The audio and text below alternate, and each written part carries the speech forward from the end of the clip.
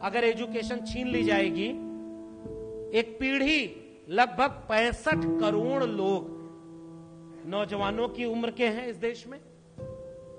दुनिया का सबसे नौजवान देश कौन है? भारत। तो दुनिया के सबसे ज्यादा युवा कहां हैं? भारत में। लेकिन दुनिया के सबसे ज्यादा युवा क्या यूपीएससी की तैयारी कर रहे हैं? क्या एसएससी की तैयारी कर रहे हैं?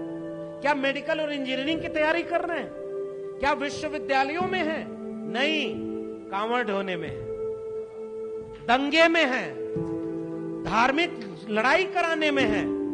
अगर ये दुनिया के सबसे ज्यादा युवा विश्वविद्यालय, स्कूल, कॉलेज में होते तो वाकई विश्व गुरु बन जाते। लेकिन फिर उनकी दुकान बंद हो जाती, जो धर्म के नाम पर लड़ाते हुए कह रहे हैं कि मेरी झोपड़ी के भाग आज खुल जाएंगे। दोस्तों नमस्कार, आप देख रहे हैं प्राइम फोकस। मैं आपके साथ शादाब रहता। ऐसा कहा जाता है कि किताबें इंसान की सबसे अच्छी दोस्त। अगर आपको कुछ हासिल करना है तो आप किताबों से दोस्ती कीजिए। इससे पहले जॉन एलिया का एक शेर, यानी कि 2 पंक्तियां याद आती है कि मेरे कमरे को तुम्हें सजाने की तमन्ना है, मेरे कमरे को तुम्हें सजाने की तमन्ना है, मेरे कमरों में किताबों के सिवा कुछ भी नहीं। किताबें ऐसी चीजें हैं, किताबें एक ऐसी चीज है जो आदमी के जीवन को, इंसान के जीवन को सरल बनाती है। और सरल इस तरह बनाती है जैसे कि आप किताब से दुनिया के जंग जीत सकते हैं। दुनिया में आने वाली तमाम परेशानियां और कठिनाइयों का हल आपको कहीं न कहीं किताबों के जरिए मिलेगी। आप चाहे तो इतिहास के पन्ने खंगाल लें, साइंटिस्ट के विज्ञान की दुनिया की तलाशी ले लें, या आप चाहे तो साहित्य की दुनिया में एक बार गोते लगा लें। अगर आपको किसी चीज़ का हल मिलेगा तो वो यकीनन आपको किताब से ही मिलेगा।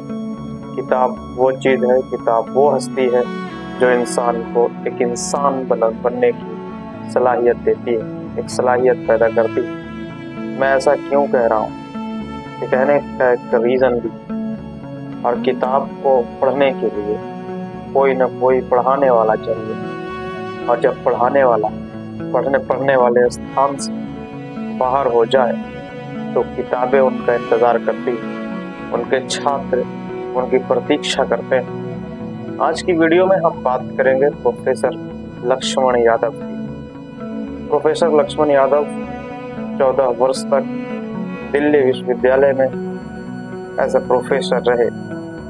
दरअसल उनकी बहाली परमानेंट नहीं हो सकी और किसी कारणवश दिल्ली विश्वविद्यालय की राजनीति के कारण उन्हें निकाल दिया गया।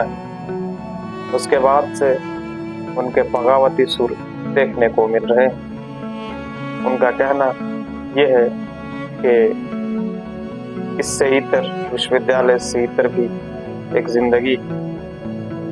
अमूमन जब शिक्षा देने का दौर होता है तो हमने कभी इस तरह से बच्चों को नहीं पढ़ाया जो मुझ पर उंगलियां उठाई जा सके।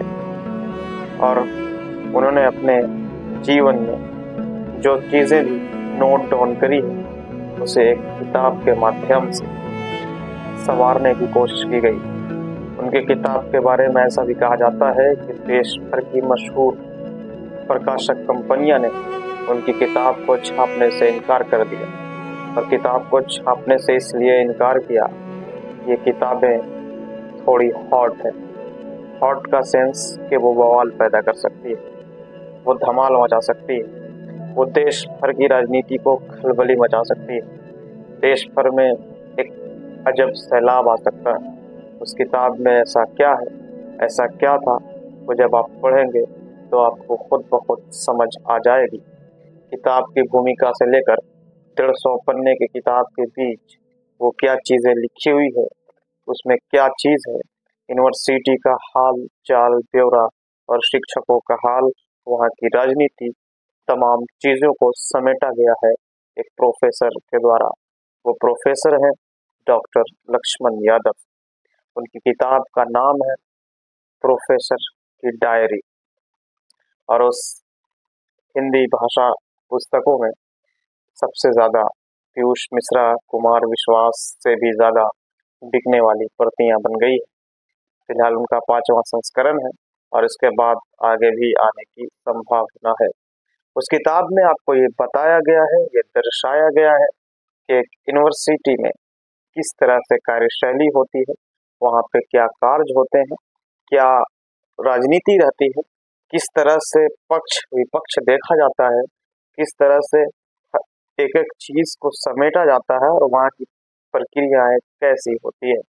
लेकिन उस किताब में दिल्ली विश्वविद्यालय ही नहीं बल्कि देश भर के अधिकांशतः यूनिवर्सिटी की हकीकत और तल्ख हकीकत, तल्ख का माने कड़वा का होता है, कड़वी हकीकत बयान की गई है।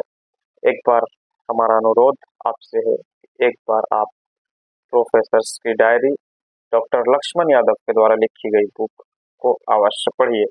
धन्यवाद। आप देख रहे थे प्राइम फोकस। मैं आपके साथ शादाब अहमद।